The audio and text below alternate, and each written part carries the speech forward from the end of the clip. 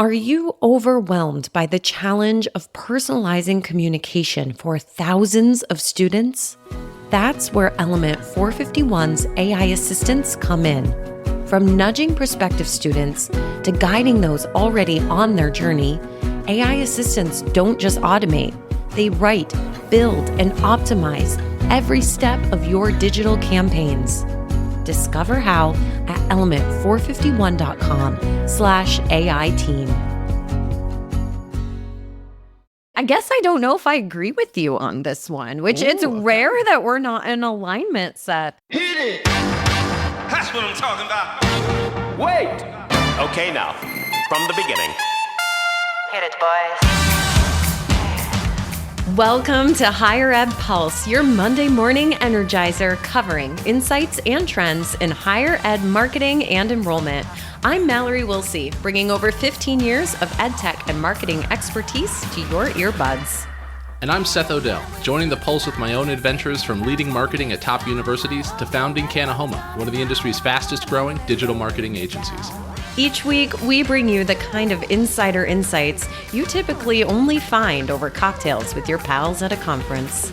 It's fast, it's fun, and it's designed for you, the busy higher ed professional. You're not just listening to another podcast. You're checking the pulse of higher education. Higher Ed Pulse is part of the Enrollify Network, a robust collection of podcasts designed to help higher ed professionals like you grow. Explore our other shows at enrollify.org. Enrollify is made possible by Element 451, the next generation AI student engagement platform, helping institutions create meaningful and personalized interactions with students. Learn more at element451.com. Seth, there are so many incredible movies out right now. I will admit I have seen Wicked more than once. Really? How is it? It is incredible.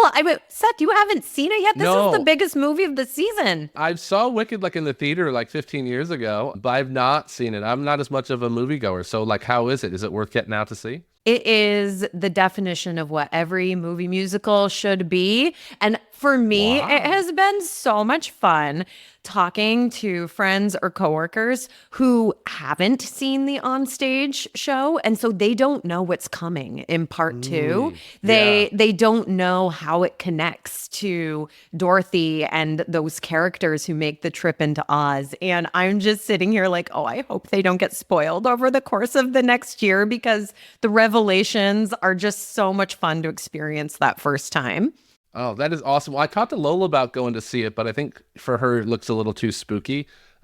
She's turning 4. She really wants to go see Moana 2, but I had to remind her that she's never made it all the way through Moana 1. We've tried 3 times and she can't do it. And then every time I'm let's just pick up where we left off. And she's no, she wants to start it over. So I'm a master at the first third of Moana and not the rest. And I've not seen the end. And so we'll see if she and I make it to the theater.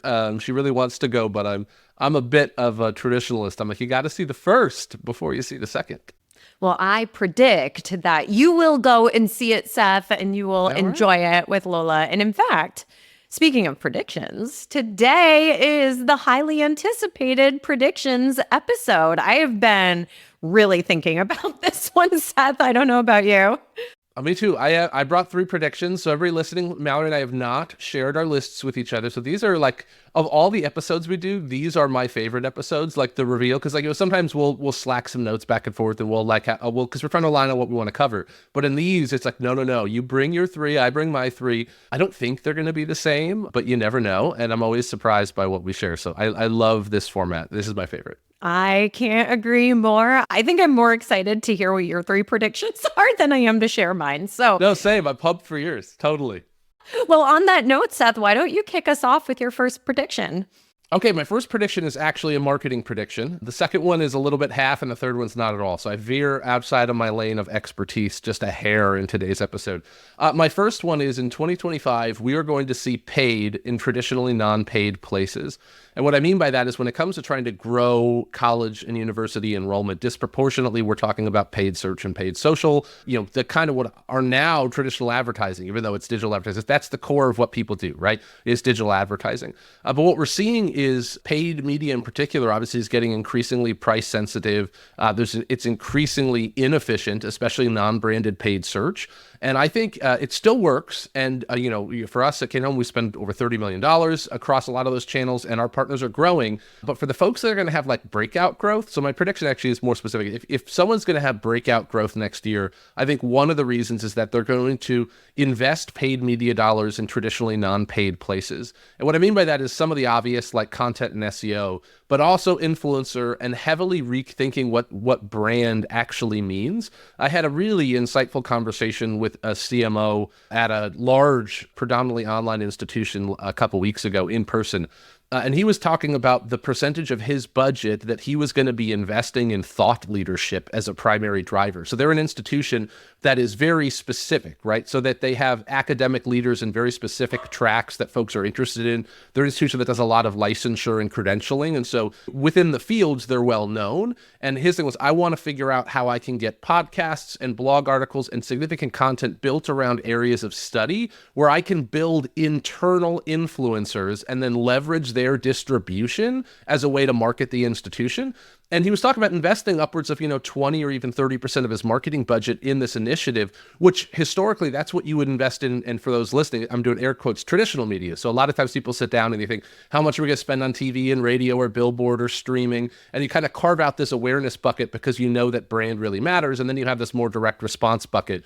But it blew my mind that his entire concept was internal thought leadership as a strategy. And I just stepped back and I was like, that is so incredibly different.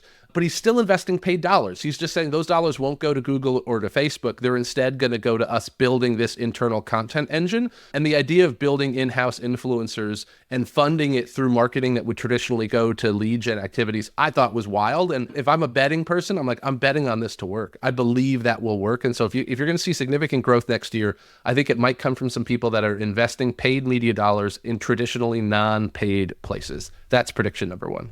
I love it. And, the idea of like the micro influencer is certainly not new. I remember in my grad program, we learned some of the kind of foundational and research backed reasons as to why micro influencers with their niche space really works. And this was back in 2017 when, big time influencers are really just starting to boom. But I have often thought, especially when I hear from people who are campus-based who say, oh, I got accepted to go speak at this event, but my institution won't fund it or whatever, right? It's like, are you kidding? Like, back to this guy's strategy. Like, you have internal thought leaders who can have a real impact on the perception and brand of your institution. Yes, they're micro influencers in a very niche space, but there is a real strategy there. And I think that is fantastic. And I hope other institutions follow suit.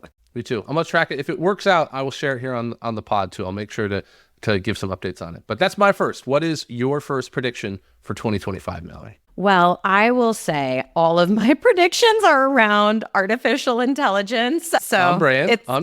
It's what it is. Here we are. The first, though, all right. So if 2024 was the year of embracing AI applications, 2025 is going to be the rise of AI agents. And what's the difference, right? So AI applications are tools like a ChatGPT or a Gemini. They rely on humans to input data or to make decisions to achieve whatever the desired outcome is. So, right, we use ChatGPT to draft a prospective student email. You provide a prompt, you adjust the tone or message, and then you manually send it out. And of course, it's helpful, but you, the human, are still doing a lot of the work.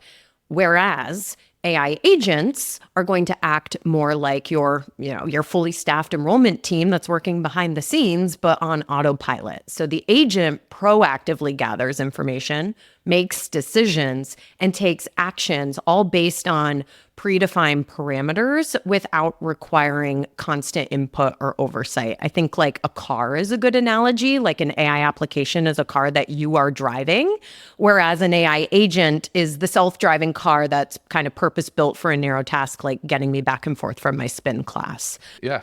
So I predict we're going to see the integration of AI agents in 3 key areas. The first is enrollment marketing. I think agents are going to, right, if the right technology is put in place, agents will be able to monitor things like inquiry form submissions, identify high potential students, personalize the follow-up emails, schedule their campus visits for them, and then really just escalate to the admission counselor when a more nuanced human touch is necessary.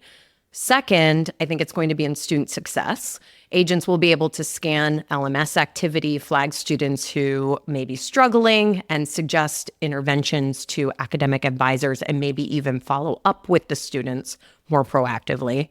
And then third, I think in social media management. So agents can identify trending topics among prospective students or just out, in the wild and craft posts tailored to those themes, schedule them, and even adjust paid digital spend in real time based on performance. Wow. Okay, so there is so much there. I agree with all of that, and I think the opportunity is so huge. The tech is already there. Like there are, folks out there playing in various capacities of this, so it's really interesting. I'm obviously most focused on the enrollment marketing side, but I think all the areas you highlighted are really key. The one that I would just add, and I've not heard it discussed as much, so maybe this is a plea, is I would love to hear more CTOs talk about leveraging AI agents for like internal augmentation, meaning like there are things that we do as institutions that could very much be done. So the area that we see it is like specifically application review, but like what are the operational things that happen within an institution that could actually be conducted by an AI agent who acts as an internal team member? And how does that free up internal bandwidth so you can go on and do other things? I think there's like a whole level of efficiency. And I do think that AI agents are rightfully focused on the B2C component of our work, like they focus most on the student and consumers. But there's a whole world internally too, right? It's like you could like, I'm already in my head thinking through all the things you could do with it. It's almost endless. It's really exciting to think about. I saw a stat recently that like 30% of our jobs are administrative and routine. And so you're exactly right. I mean, an AI agent can reduce just operational costs and like it also minimizes human error in all of that administrative work as well. Yeah. Yeah, totally interesting. I love your first one. That's really good.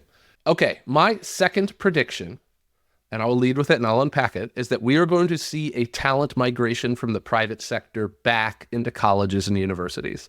So for the 15 years we've been friends, we have seen great talent come from college universities and leave, hopefully to private sector businesses that support college universities, like where we work, but sometimes they leave the industry entirely, right? And they go work in other fields. And that has been a consistent trend for my entire time in higher ed. I believe in 2025, we are going to start to see a shift of talent migrating back to colleges and universities. And so I think that's going to take shape where you're going to see LinkedIn updates of people that have been working outside of higher ed coming back. I think there's a couple reasons for that. One, I think that the private sector is not as employee friendly on the job market. There's been increasing layoffs.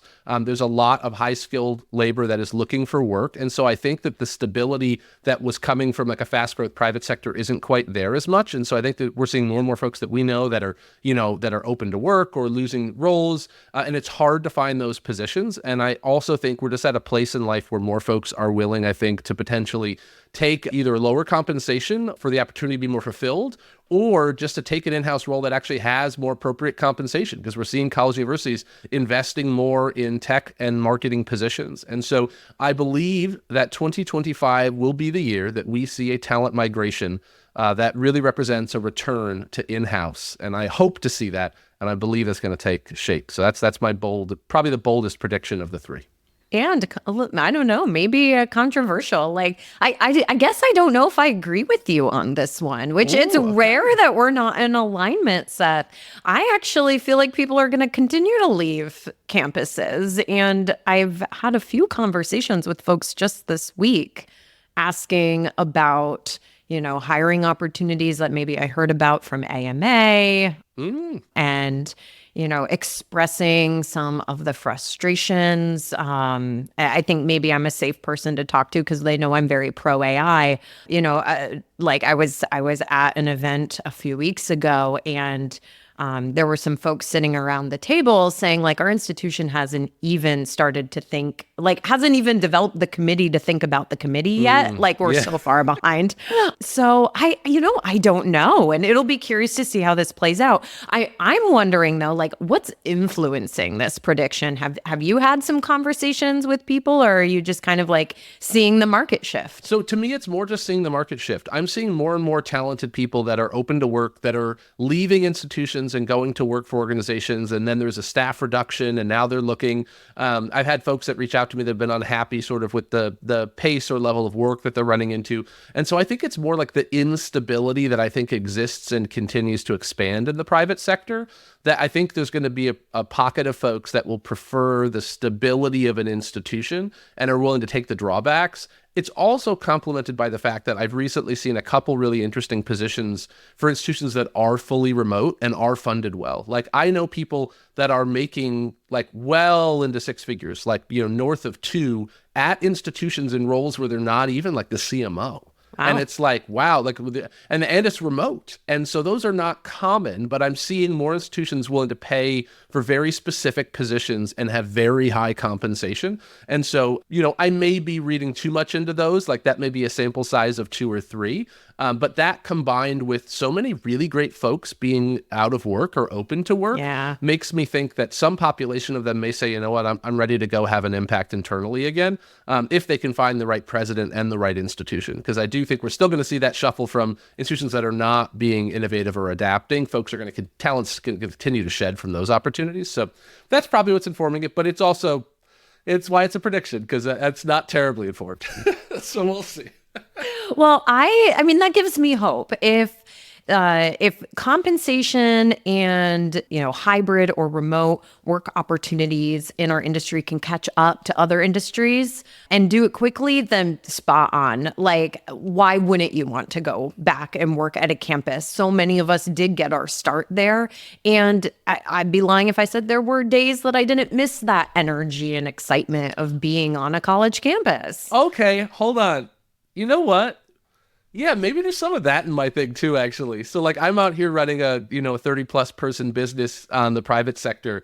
You're right. Maybe there's a part of me too, because I've thought before, like at some stage in my life, maybe someday, would it be cool to someday go back, kind of a thing. So you're right. There could also be a sense in me of missing some of that in-house. Working with one institution and one brand, when you have the right runway, can be really great. So, okay, yeah, maybe I am projecting a little bit here too.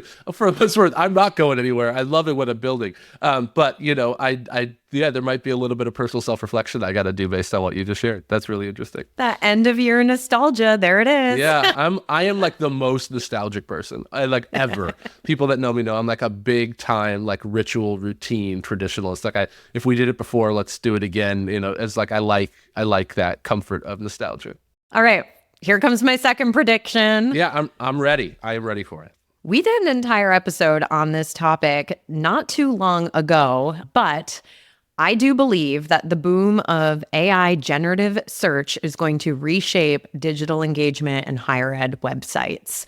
I think that this technology is advancing quite rapidly, and it is going to fundamentally change how prospective students, their parents, and media, other stakeholders find and interact with information about our colleges and universities. And it's going to have really big implications for the on-campus digital teams and Marcom teams. I think there's a few key developments that are influencing my choice of this prediction. The first is that users are increasingly engaging with search engines using natural conversational language, and they're asking more and more complex questions like they would if they were talking to a friend. And so AI-powered search engines can provide more direct and better synthesized answers than, just getting a list of links. So that's going to change how information is consumed. And, we're lazy. Like, humans are lazy, and we would just rather get a direct answer answer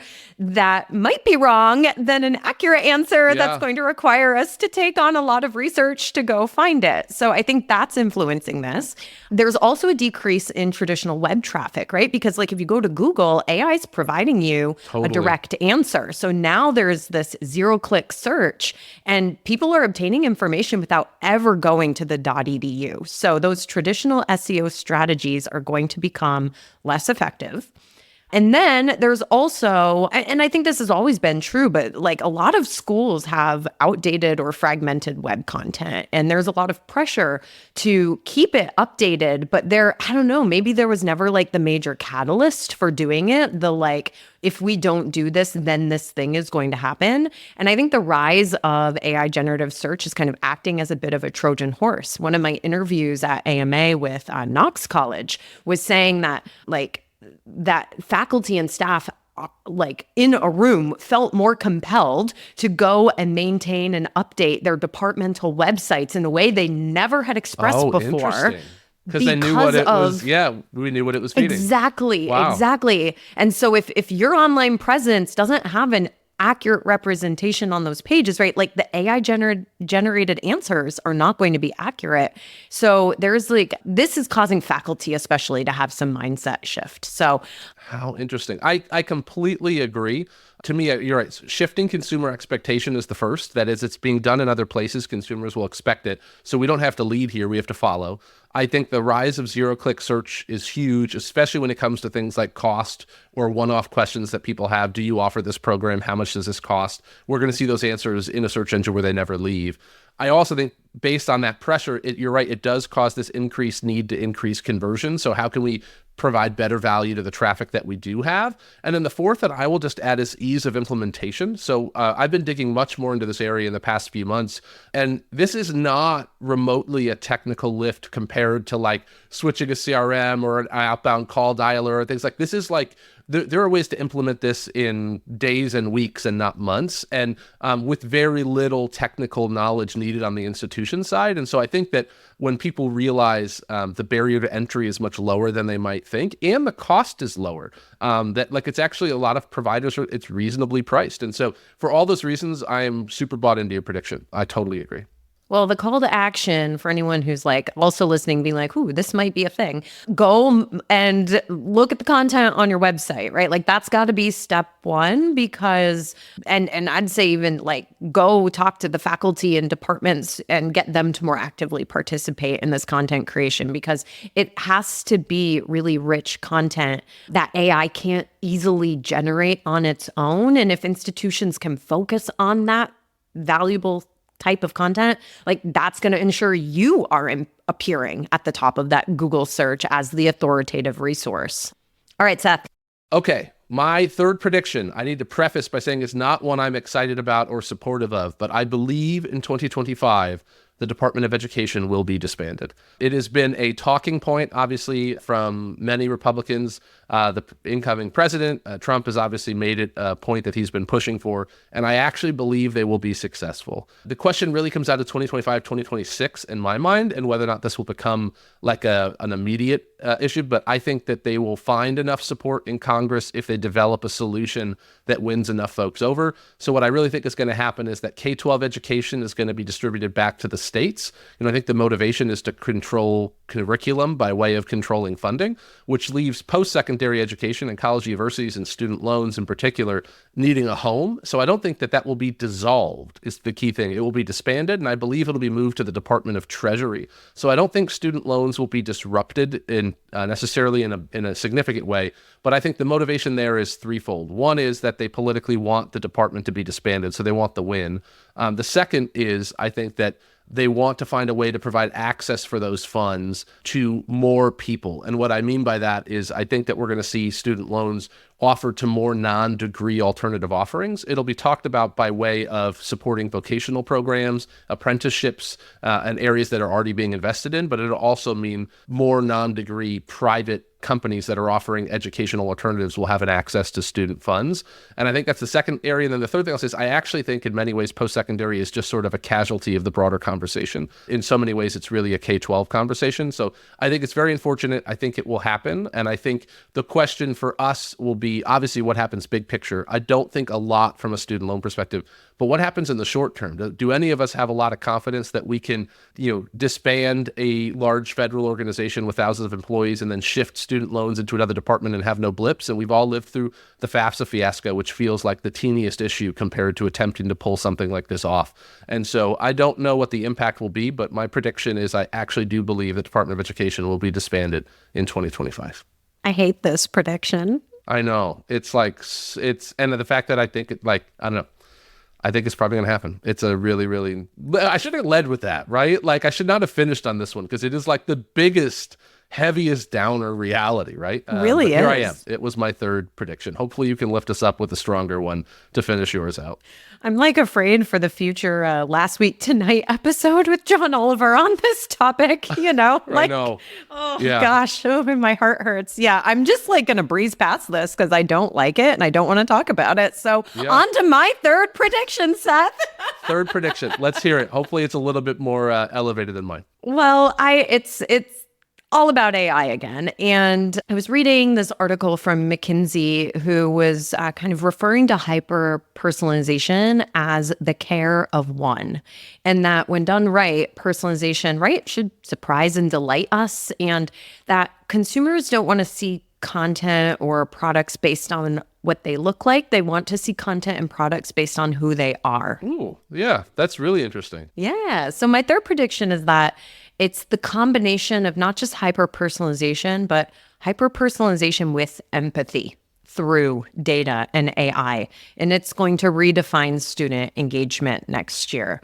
I think that we know that institutions who are using AI can proactively identify the students who need more support. So there is a whole thread here around more empathetic student support. This is academics, emotions, mental health, financially, and you can detect some early signs of struggle, and data and AI combined can really help with that. And so institutions can intervene faster and with empathy to help students persist. I also think with current students, there's a huge opportunity to use AI to create more customized educational pathways for students, and that taking their academic history and their interests and their learning styles and their career goals and kind of putting it all together, a school can tailor, course recommendations or better learning materials and support services. And again, it's all in the effort of keeping students enrolled at a school. And then kind of on the admissions and marketing side of things, we can get hyper-personalized, right? Like earlier this year, we talked about personalization turning into individualization, and that schools can craft messages that actually reflect the students' values and their interests and acknowledge the circumstances that they are in, and help to create a deeper connection and a sense of belonging. And that level of personalized outreach is what I'm talking about when I say we can surprise and delight people with a better experience. I love that. I think a lot about the role of AI in those areas, more from probably the traditional lane in marketing that I'm in, about motivations and obstacles and what are people looking for. A lot of times I talk about Clayton Christensen's framework, the job to be done. And I think about jobs to be done or motivations, or what are the obstacles, and how do we tailor content based on the obstacle that's most likely that would cause objection. And so it's if someone's concerned about finance versus juggling this with their work schedule, let's make sure we're communicating how we believe we address those things. But what I've not thought about really until you've just brought that up was AI for hyper-personalization around key areas of affinity. How do we foster a deeper relationship with the institution? So when students are coming to the institution, they all are drawn by different things. Some are drawn by a specific academic department. Some are really connected to athletics. Some are student clubs. Some are excited to live on campus and what's the life like for that. Everyone brings in their own interests and personalities. And there really isn't a lot of conversation around how we personalize that, to not just talk about how we do a thing, which is sometimes marketing. Oh, you have an obstacle. Let's tell you how we believe our product addresses it. But more how do we hyper-personalize so you can have a deeper relationship with our brand? That's actually extremely interesting. And how can AI actually build a better relationship as the objective for that, by providing access to more information and content and opportunity in a seamless way? That's so interesting, actually. So wow, that gave me a lot to think about. That's a really, really good one. Well, I think the schools that have started to already integrate AI are a few steps ahead here, but any institution who is looking to do this in 2025, like it will require probably different investments in technology and analytics, and it may even require some training and development programs for staff and faculty around empathy and active listening. Because at the end of the day, like we are still the humans in this process, and AI can certainly help us with a lot of things, but our people have to be equipped to kind of interpret the insights with sensitivity and follow up with that individualized human interaction that is appropriate. So there's work to be done around this one for sure. But yeah, I just love that idea of the care of one. I thought that was beautiful. How interesting. Yeah, I mean, I even just wrote down like how can personalized AI interactions drive increased in-person interactions? And like meeting, like I remember back in college when I'd like find out like a band I was interested in came to campus and I missed it. And I'm like, how did I miss this? It's like, well, this student club did it and you're not on their distribution list or different things. And so it's also like not just how AI can replace, but how AI can foster an increase. Like how can we increase in-person interactions by providing better content and information in a personalized way? I'm just thinking about like in a very narrow way, way back 15 years ago, I was at UCLA, we did a lot of work with like our student event content calendar because it's a large institution. So like all sorts of things are going on. And it's like, how in the world do people figure it out? Someone out there has got to be building the AI campus calendar. And even that would be extremely interesting because the outcome would specifically be to drive more in-person opportunities where magic happens and where stuff is real. And so I've not thought about it even in that application at all.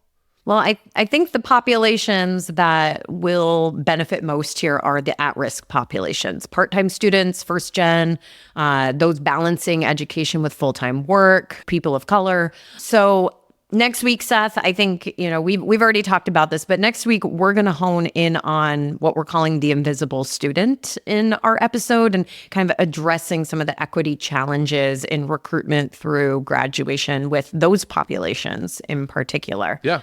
I'm very much looking forward to that conversation. Yeah. All right, listeners. Well, as we wrap up this episode, I'm really excited to announce a fun mini series that we are doing throughout the month of December. We're calling it the Enrollify 2024 Hall of Fame, and we have selected 8 people who have joined us across the network on multiple shows, actually. And these 8 folks we feel are some of the most impactful thought leaders in our industry, and we want to celebrate them. So we're curating some key moments from them and their appearances across the Enrollify network and highlighting the ideas and the insights that are shaping the future of our industry. So look forward to those episodes dropping on this feed very, very soon. Seth, I'm going to ask maybe the most important question of this entire podcast. Okay, tee it up. How are those paper cranes? I'll see you next week, Mallory.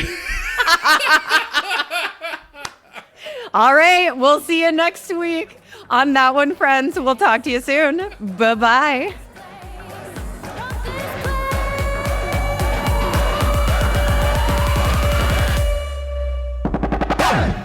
The Higher Ed Pulse is part of the Enrollify Podcast Network. If you like this podcast, chances are you'll like other Enrollify shows too. Our podcast network is growing by the month, and we've got a plethora of marketing, enrollment, and higher ed technology shows that are jam-packed with stories, ideas, and frameworks, all designed to empower you to be a better higher ed professional. Our show helps higher ed marketers and admission pros find their next big idea and features a selection of the industry's best as your hosts. Learn from Brian Gross, Eddie Francis, Jenny Lee Fowler, and so many of your favorite leaders in higher ed.